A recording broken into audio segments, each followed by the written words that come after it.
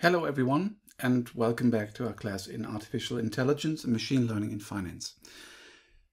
In the last videos we've seen classification trees, and we now want to use basically the same model for a different purpose, for regression analysis. So we'll continue our application, but we now need a different data set. We again use a data set from Kaggle, but this time it's one that is on insurance premium.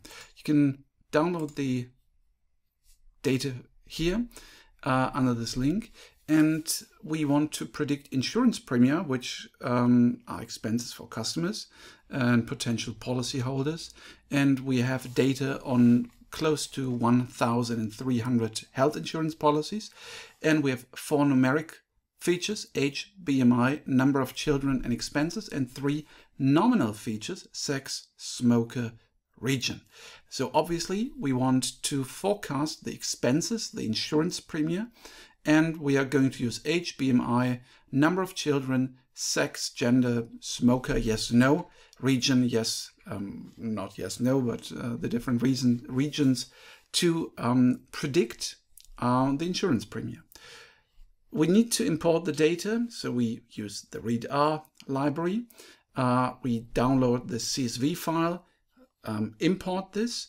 There seems to be a duplicate entry, so actually we need to remove the duplicate entry.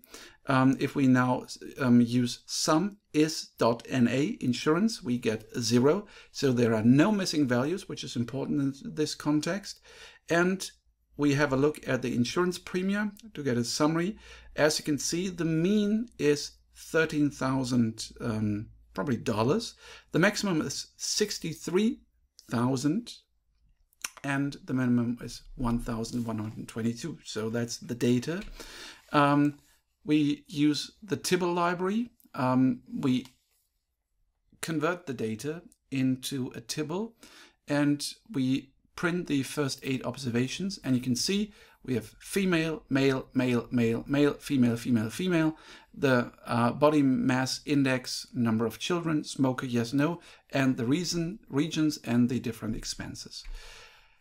Now we create the training and test data, which by now is pretty standard. Again, you can see the 80% of the observations go into the training data, 20% in the test data, X-train, Y-train, X-test, Y-test as a standard, and as it has been done before a number of times.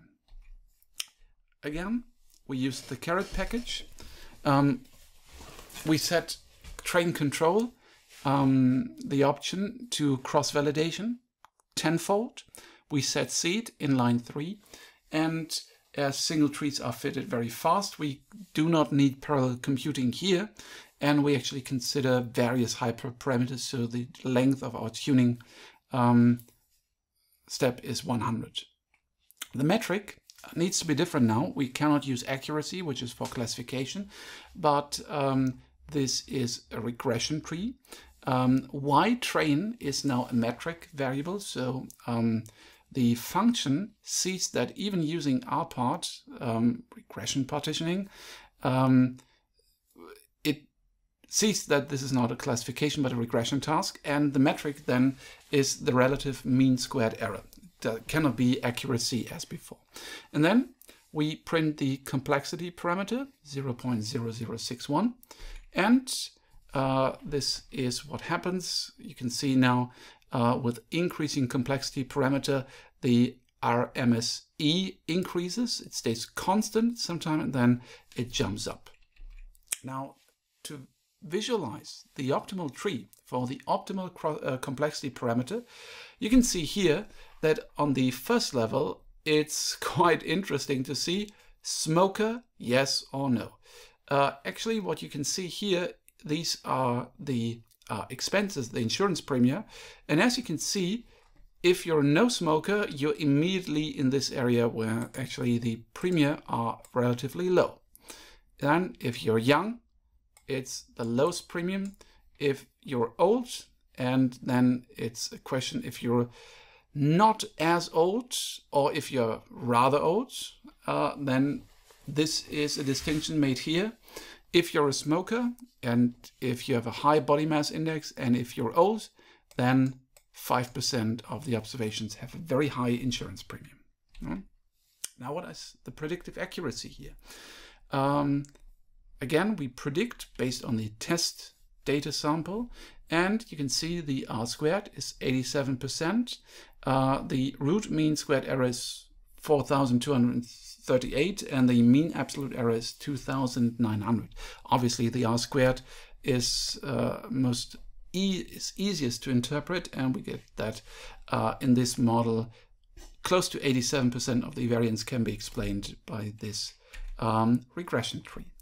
We could also use boosted regression trees. However, XGBoost only works with numerical features. And as we've seen, actually smoker, yes or no, a categorical feature, binary variable, should be included because it seems to be the feature that has the highest predictive power. If we leave this out, this would lead to an inferior model. We can do this, but you can see the R² immediately drops to 9%. Instead, if you rely on bagging via the method treebag, and if you use all the features, this does not, in this scenario, lead to an improved performance compared to the single tree model. The R² drops to 81%, but it's a good thing to try this out. Okay, so this is a regression tree. Classification, regression can be done by trees. We've seen few examples and some nice applications. And in the next video, in the next subsection, we will start with using and discussing a huge part in artificial intelligence, which are neural networks.